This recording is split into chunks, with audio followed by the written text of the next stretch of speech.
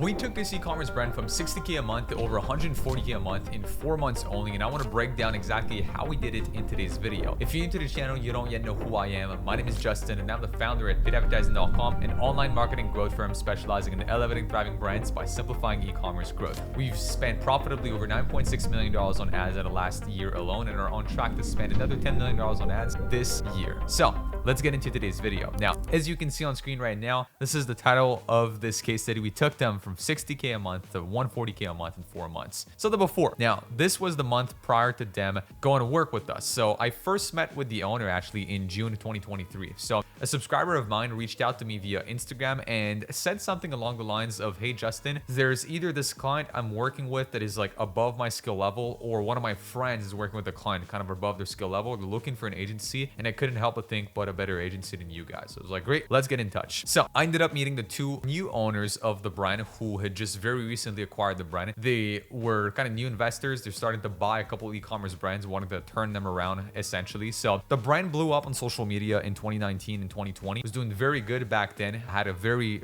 big uptick in sales, and as fast as it grew, it just was slowly dying ever since. Essentially, it was just going down and down and down every single month, and they had to first fix inventory issues. They came up and they're like, "Look, Justin, we can't yet scale. We got to fix inventory issues." So that's why we met in June. And in all of July, they were working on fixing inventory issues. And they were telling me like, "Justin, we'll get started as soon as possible. But for now, we don't have the stock level to sustain more ad spend. So that's why we're kind of coasting right now with as much as we can. But we really want to scale hard. I just can't do it, unfortunately." So I was like, "All right, look, let's wait until you have your stock issues fixed." So the brand looked very healthy. And I'm sharing that because this is always something I look for when welcoming a new partner, right? I want to make sure that everything that is outside of our control, meaning anything outside of the ads manager, that they have covered. So they had over 4% website conversion rate. Very, very healthy. So they have two websites, one in Australia, one in the US, and the sales are honestly quite half-half. So the US, I believe, was 2.83%, and the Australian market was 4 to 5% in terms of conversion rate.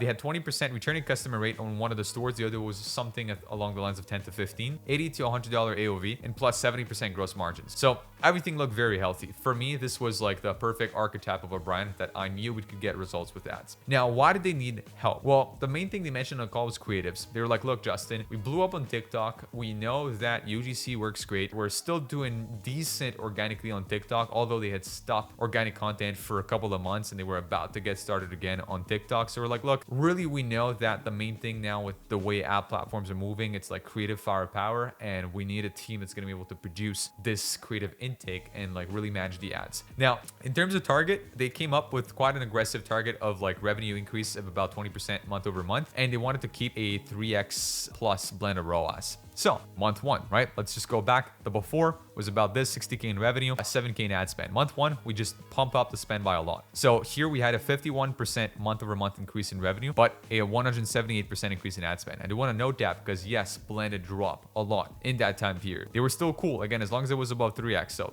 we could have scaled harder, but we didn't for the reasons I'm about to mention in the next few minutes. So one, we kicked off our UGC content production, given that most of their past performing ads were UGC. So we knew we needed more UGC on our side. Typically, our delivery times are about like 3 to 5 weeks, depending on client shipping times. So we made new iterations of previous winning ads. So they had a lot of previous UGC. So we made a lot of AI voiceovers, a lot of new mashups of them. And with the AI voiceovers, we're kind of enabled us to do these full new pieces, essentially, these new concepts from past footage. And we scaled up ad spend. So that was honestly the big focus. Month one, getting the client onboarded and getting started and starting to see if we could push up the ad spend. Month two, which is September 2023. So the client faced shipping issues, massive shipping issues at that time, causing big delays in our UGC times by an additional 2 to 3 weeks. So now, clock was ticking. So we were out of fresh UGC content. The client wasn't producing any, and obviously they hired us to do so, but we had like over a dozen pieces of content that the products just weren't arriving to our creators. All of our creators were like messaging us, letting us know like, "Hey guys, can you move up the timeline for our delivery times? Like, there's no way we're going to be able to deliver on time. We haven't received the packages." And then all of our tracking numbers were also indicating stating that packages were stuck. So that proved to be quite an issue at that time. I also faced across many accounts, for some reason in September, it was a weird month. Like September was also quite slow for a lot of accounts. This one was affected by it too. So we had to do something because ad performances were going down. We knew there wasn't going to be any fresh new content coming up. So we started making static ads instead. They hadn't really proven to work that great on the account. In fact, they hadn't really made any static in the past. So we made a bunch of static. Actually, I'll show you at the end of this video some of the statics that we made. A lot of them proven to work great, in fact, which we were surprised by that. We slightly increased our ad spend again, pushing MER down to 3.7, which was still above the 3x target. So we increased revenue by 12.9%, but again, 32% increase in ad spend. So at that point, revenue, so volume is going up, but spend is also going up a lot more proportionally to the volume increase. Now, again, month 2 was very hard month, I'd say overall. So month 1 was like, hey, just getting started, just pushing up the spend, getting accustomed to everything. Month 2, Google Ads team results plummeted. So we were handling at this point Facebook ads only, which is usually what we're going to do with a new client coming in. We're going to handle Meta as the first channel. They had a Google Ads team, which was a new guy they also onboarded in August, but results just tanked in that month. So we're like, look, all right, we need to look into the strategy overall here, what's going on. So kind of sat down with the owner, started to do an audit, a little bit of Google Ads. And that was that for this month. A bit of an eventful month, if you want.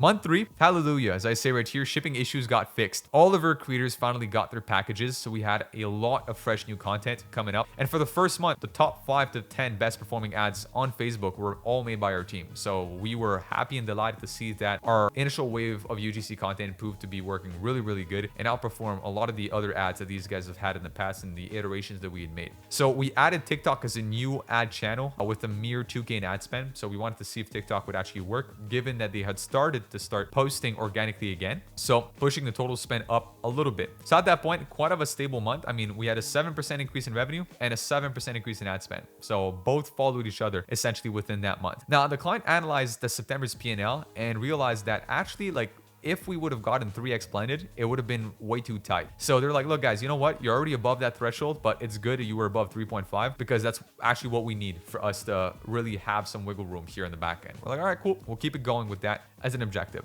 Month 4, November. So Black Friday coming around the corner. Now, this client by no means did do any like big hype ups, barely any like email strategy was honestly very erratic with it. No big sale for Black Friday. There's had a slight percentage off. In fact, it was the usual offer we were running on the front end. We just flipped it around to talk about Black Friday. So really there wasn't anything special with Black Friday with these guys. It was just the angle of our ads switched to Black Friday, even though the offer was the same. So as mentioned right here, the prior month, we had started 20 new UGC projects at the end of October and received a lot of new ad creatives in November that we would use to sustain us in November and December. So at this point, all the assets of the account were produced by our team. So we basically were fully phased out of the iterations of their previous old ad creatives, and we're doing much better right here at this point with our own ads. Now, although we tripled TikTok ad spend for the month, we slightly reduced Meta on our side, and they had slightly reduced Google on the other agency side. So at this point, we had 32K in ad spend, 137K in order revenue. So we went, from month 1 at about 60K in revenue to now, if I go back to month 4, about 137K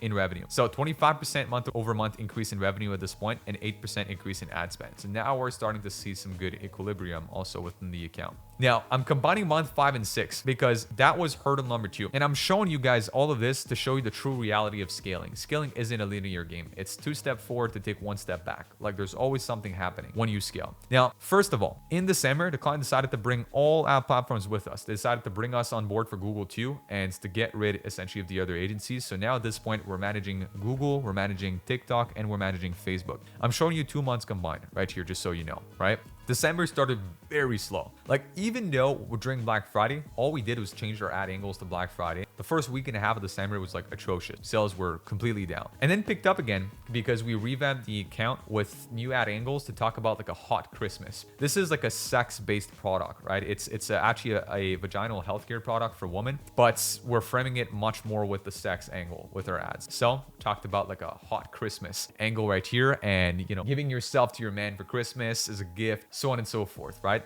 So December ended up being not too bad. I believe I recall in the total here, we see 240K. We did about 120K in December, and we also did about 120K. Both months were really stable. Like both December and January were really stable in terms of revenue. So yeah, slightly down essentially from month 4, which was 137K, but from month 3, which was 110K. So we were doing about 120 in December, 120 in January. Why? January was the biggest hurdle we faced. 2 times in a row, we had plus 7 days long Facebook ad account bans. So the ad account got shut down, which was quite devastating because the bulk of their ad spend and revenue is coming from Facebook. So that was like a very big hit for them. We made a backup Facebook ad account in that time period and a new pixel, which now we transition all of our ads for a couple of days on this new ad account. And then magically the old ad account got back up. So then we had to transition everything back again. What we started doing now, since they're operating in 2 markets, we decided to split the markets into 2 accounts. And there's like backup ad spend now running at all times on a second ad account. So we are trying to do that to not put all of our eggs in the same basket, knowing that these guys are playing on the line. Like the creatives that we've made with these guys. So we started month 1 by all of our ads that we made were very much like PG. They were like very kind of not corporate, I'd say, but they weren't talking about sex at all. Like they were more about the general hygiene and well-being of a woman. But the ads that were outperforming our ads were still iterations of their old ads. That was actually, I showed before, sorry, but that was meant to be shown in month 1. Right here, which was in that month, like the iterations of their old ads were working great. Our new statics and such about this kind of PG angle just wasn't really working. So at this point, now we're like, all right, look, we know we've always played on the line of advertising, of especially the policy called adult content on Facebook, and same thing for TikTok. So we're like, look, this is starting to be a big issue here. What do we do? So that's why we split our ad spend into 2 accounts now. And I'll show you also what we started to do in month 7 to date so far with that account. Now, this was the first month we didn't really see an increase in revenue. This was actually a 3.4% decrease in revenue versus the previous period. So in other words, you could say we kind of maintained previous period, right? We didn't really increase revenue in month 5 and 6. Now, month 7, so far so good. So we are transitioning right now the account to more PG content. So we don't want to do an erratic change like we did in month 1, where we tried to introduce a bunch of new creatives that were just kind of like compliant essentially, and were on the better side of the algorithm, if you want. So now we're trying to do it slowly. We're trying to get more and more creators into the account that are kind of softer in terms of their sex angle and seeing how they perform. So we're trying to do something along the lines of, for every 2 or 3 ads that we do that are like PG, we'll still launch 1 or 2 ad in the account that is more like sex based essentially. So that way we're trying to stay compliant. Right now we're really playing on the line, and we're trying to make sure that all of our ads launched aren't triggering too much the algorithm. We like to keep a 10-to-1 ratio. So for every 10 ad that you upload that is accepted, 1 gets rejected. Prior to that though, we weren't at that ratio. When the account got shut down, it was about 20% of ads would get rejected, which is no bueno. It's not good. So we knew we were, again, very, very close to getting rejected at some point. So this month we're so far on track to hit about 150K in sales. We're increasing spend, but revenue has been increasing every day. We've so far increased spend. We're at about 3.5 blended. So we're kind of right on the limit for these guys right now, but we're doing good on that front. So we're on track to get, for the first time, a month-over-month increase, and perhaps, if all goes well, beat our Black Friday month, which would be amazing for us to hit this month. We also just hit our 100th ad concept made for this client. And by the way, I think, which is very interesting for you to know if you're watching this, one thing I track is hit rate. So how many of our ads launch versus how many total ads started being like winner ads, if you want, on an account. We're at about 20% hit rate right now. So 1 out of 5 ads made gets a decent amount of ad spend, plus is above KPI on this account. So just to show you some of the ad creatives we made, and you can kind of see a little bit how wild that is, right? You know, how I get the,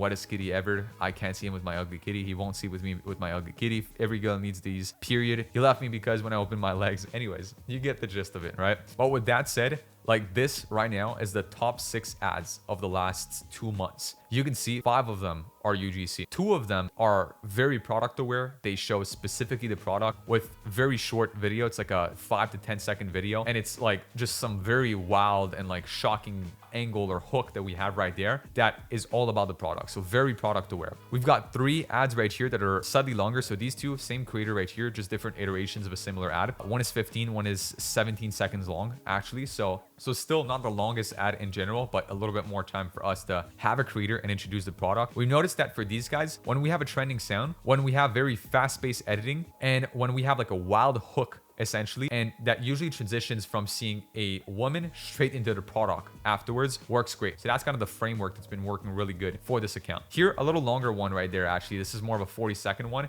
It's more of a demo. So clearly we're dealing with a very product aware audience for this client. And finally, as you can see, this is one that we recently launched for Valentine's Day, and it got a lot of spend. Like that's one of our best ad right now on the account. It's a static ad, actually. So you can kind of see again, quite a wild hook and statement essentially on this ad right here. So with that said, I hope you've enjoyed today's video. If you want to work with a Facebook, Google, or TikTok ads partner, then click the link down below to book in a call to speak with our team at paidadvertising.com. And if you just want to learn more about our processes and some of the ways that we run ads, also check out the description down below to join our free school community. On that note, check out other videos on the channel for some more useful e-commerce marketing tips, and I'll see you in the next video. Peace.